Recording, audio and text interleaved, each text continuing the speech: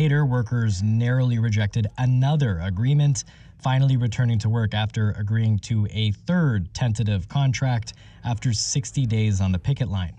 I'm going to say this. Ultimately, the members decide whether or not the deal was good enough or not. Hovering over these negotiations, another deal getting worked out, an agreement to operate the casino. Caesars has a deal right now that ends March 2026.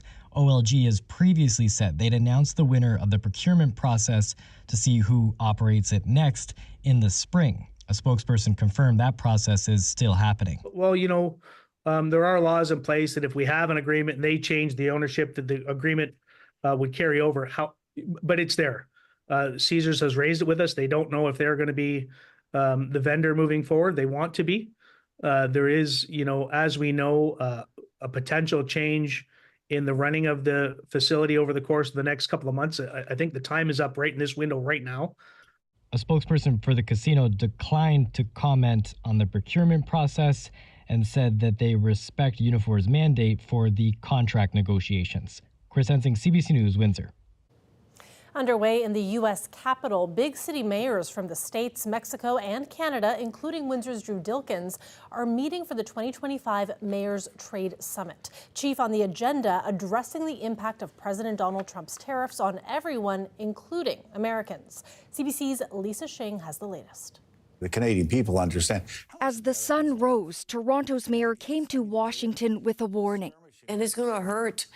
It's going to hurt the cost of living of Americans. Olivia Chow made the rounds on U.S. networks before meeting with her counterparts, a couple dozen mayors from across Canada, the U.S., and Mexico, with their message for Donald Trump. It just has to end.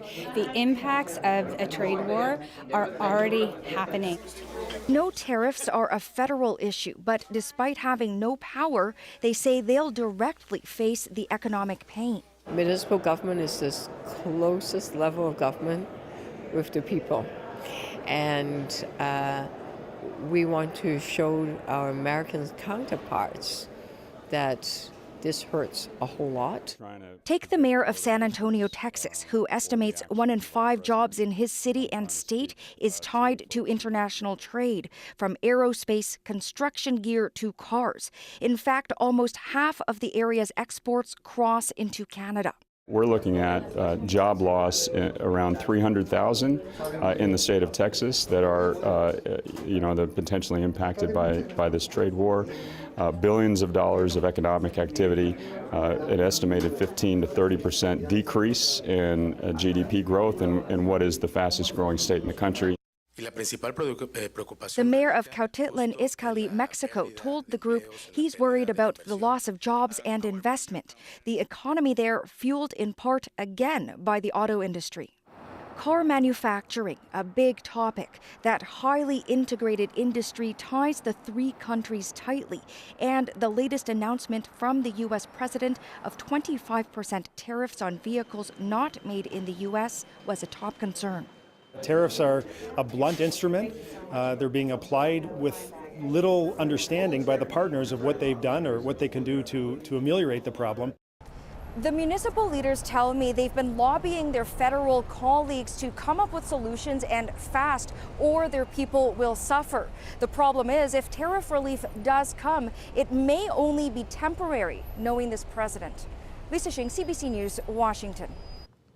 Some parents of children at Division Road Preschool on Jasperson Drive in Kingsville are frustrated after they were asked to keep their kids home because of a potential measles exposure. One father says his 22-month-old just got his first dose of the vaccine 3 months ago. In order to return to the daycare, he's told that his son now needs a second shot or he has to stay away for 21 days. His father is uncomfortable with speeding up the vaccine schedule. Missing 3 weeks of work right now to me is pretty devastating, and for other people as well who are going to have to go through the same thing, could be potentially they could lose their jobs. If my child's up to date, why not let him go to daycare? If he's okay, he's not feeling sick, he's up to date with his immunizations, why am I forced after 3 months to give another vaccine? According to the health unit's website, the exposure location is listed as Erie Migration District School. The daycare is in the same building. The health team says in cases of exposure, children with one dose need to get a second dose to return to childcare, and children with no doses must get their first within 72 hours of exposure or stay away from school for 21 days. According to Health Canada, typically kids get their first shots between 12 to 15 months of age and then get their second anytime between 18 months of age and the time they enter school. Here's why children who already have one shot are being asked for a second, even if that means that they're technically up to date on their shots. The health unit says one dose of MMR provides about 90% protection against measles. With the very high level of contagiousness of measles, we need a higher level of protection for children who are exposed. The second dose of measles provides over 97% protection against measles, which we need to prevent development of the disease among children who are exposed. Now, a health expert I spoke with also explains, quote, regarding vaccine safety, receiving the second dose sooner than the routine schedule is not associated with additional risks. The MMR vaccine has been well studied, and an accelerated dose in outbreak settings is a common and safe public health intervention. According to the health unit, the minimum interval between two doses is 28 days. And this latest situation is one of a growing number in our region as the disease has been spreading widely across Ontario. Let's turn to another local story that I want to warn you does have some disturbing details. A woman has filed a lawsuit alleging a 1984 sexual assault by Windsor Spitfires players at a team party. The plaintiff is identified in court documents as Jane Doe. The lawsuit accuses junior hockey leagues of fostering a toxic environment and failing to protect the plaintiff. The suit details allegations of multiple players sexually assaulting the plaintiff while she was unconscious and alleges the leagues failed to properly supervise players and ignored complaints of past sexual assault. Now, none of the allegations have been tested in court. To Sarnia now, where 5,000 liters of crude oil spilled into the St. Clair River yesterday. That's according to the Ministry of the Environment, Conservation and Parks. This comes after a train derailment in Sarnia, which spilled 10,000 liters of diesel into the river last summer. They did everything right, Suncor. You know, they reported it. They did what they were supposed to, except have a spill. But that's, you know, like I said last year when this happened to us, that stuff's going to happen. And we know that living here, as long as everything's reported and done right, it's going to be, you know, okay. The ministry says Suncor, which operates a refinery in Sarnia, notified them of the spill just before 2 p.m. Thursday. Crews have been out since then using containment booms and vacuum equipment to clean it up, with cleanup happening at several locations along the river. The ministry says the spill came from the company's cooling water system.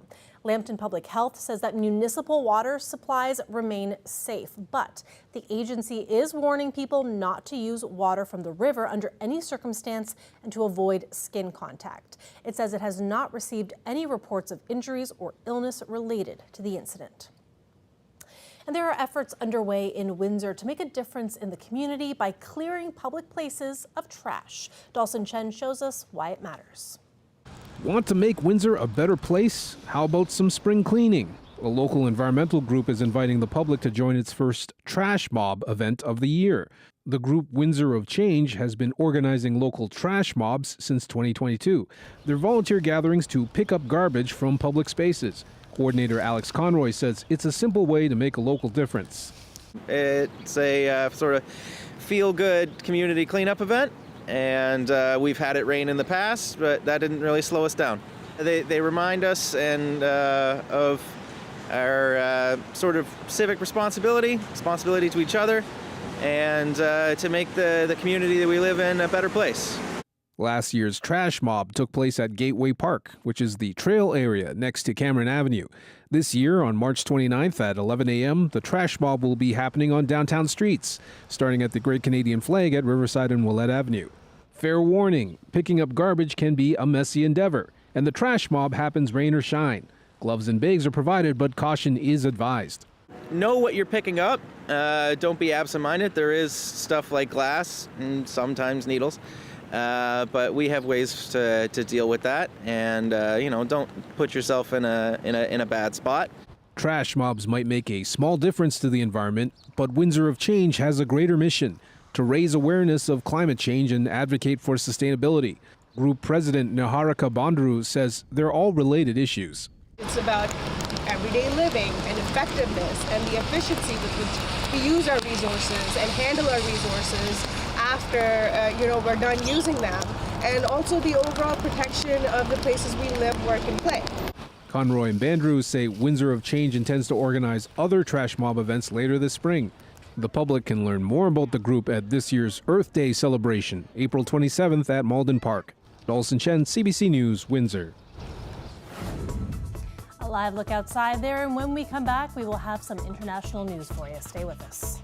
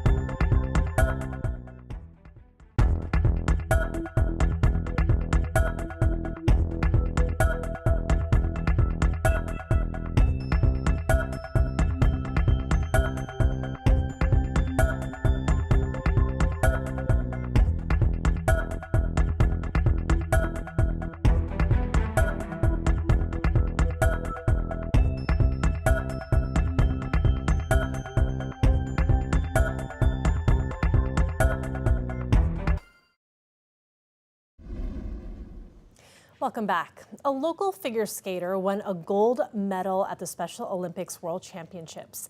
Brianna Williams traveled to Turin earlier this month to compete for Canada. CBC video producer Leandra Vermeulen caught up with her and her coach to find out how they're feeling about the big win.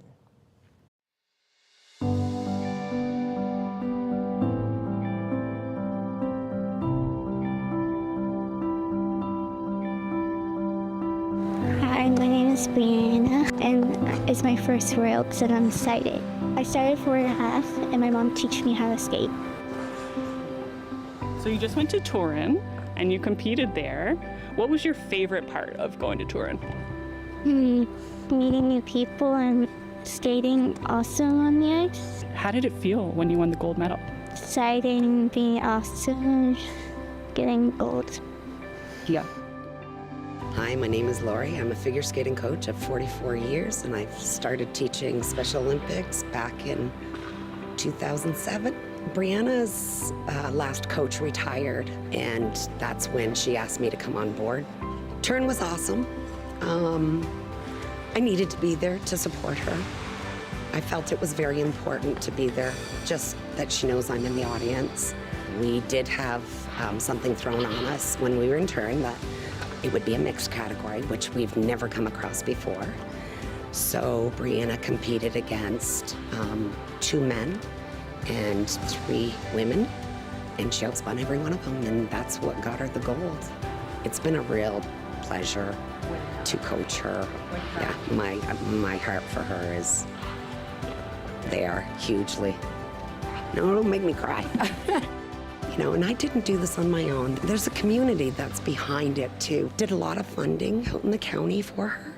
You know, this wouldn't have been possible if we didn't have that extra funding to get everything. Oh, congratulations, Brianna. What a great story. In other news, retaliatory measures against U.S. tariffs are making an impact. In Kentucky, the decision to pull bourbon off store shelves in Canada is hurting distillers. Business and political leaders there are pleading with Canadians to reconsider. Katie Simpson reports.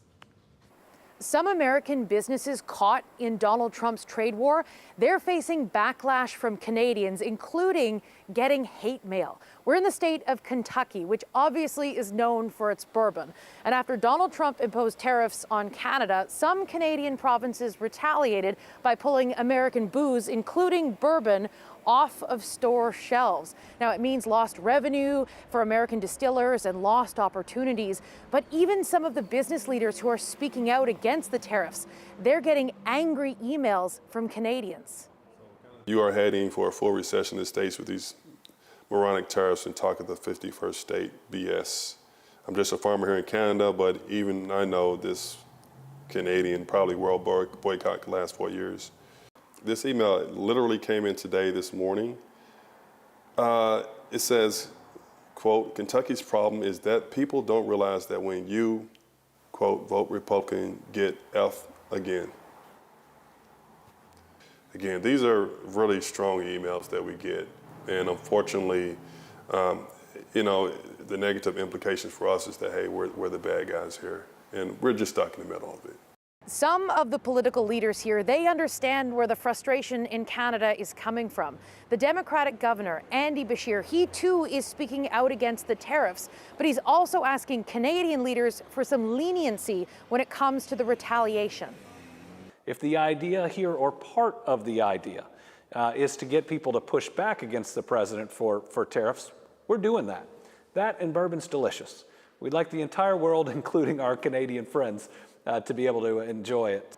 The governor is bracing for things to get worse before they get better because Donald Trump is threatening to impose even more tariffs.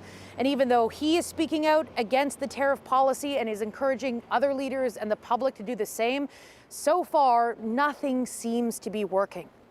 Katie Simpson, CBC News, Frankfort, Kentucky.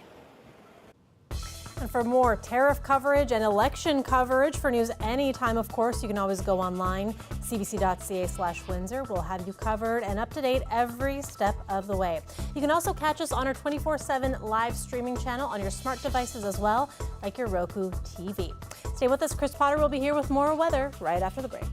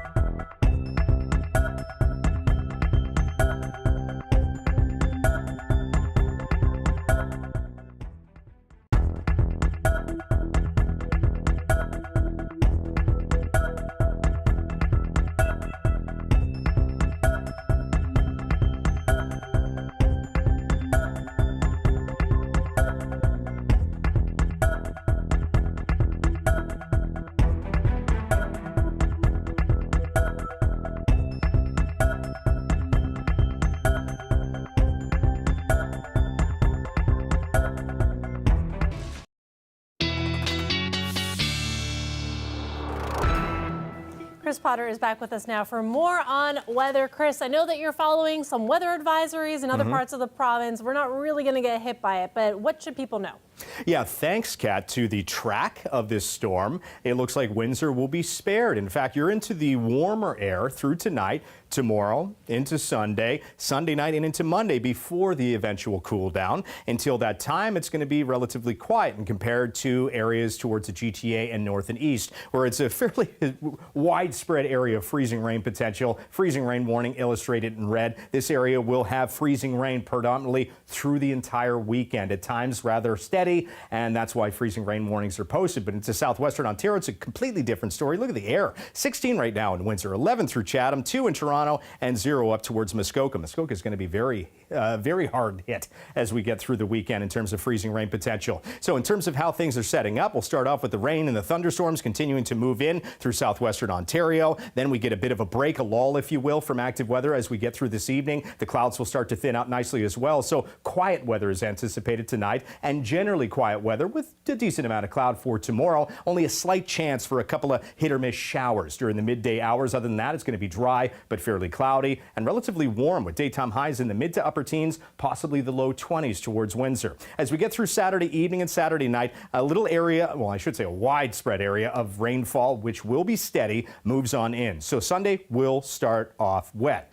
Then we start to get into a clear out. We'll start to see a few sunny breaks develop during the second half of the afternoon with only a couple of hit or miss spotty showers out there. Then we get another surge of moisture moving in through Sunday evening. Might be accompanied by a few rumbles of thunder as well. We still have the risk of a few showers as we get into Monday morning. That's our cold front, and once that clears off towards the east, the rainfall risk is gone, but the colder winds then take over, so we'll likely hit our daytime high Monday during the morning hours. So in terms of the overnight, not so low for overnight lows, 13 in Windsor. As we get into tomorrow afternoon, it looks like daytime highs will be around 20 for Windsor, and like I said, the mid to upper teens elsewhere. Spotty shower can't be ruled out, but otherwise it's going to be a decent weather day. Sunday, the rainfall predominantly through the morning. Monday, showers, a bit of rain through the morning as well. I have a little asterisk there, and what I mean by that is temperatures Sunday will be around 19 to 20, hold in the teens for the overnight, hover around 11 in the morning, and then fall during the afternoon. So I just wanted to point that out just so you can plan accordingly. 4 degrees for us on Tuesday, mostly sunshine expected. Then another system moves in for Wednesday. This time it's only rainfall. It shouldn't hold off until the afternoon. Kat. Sounds good, Chris. Thanks so much for preparing us for the weekend. Have a wonderful evening, everybody. Thanks for watching.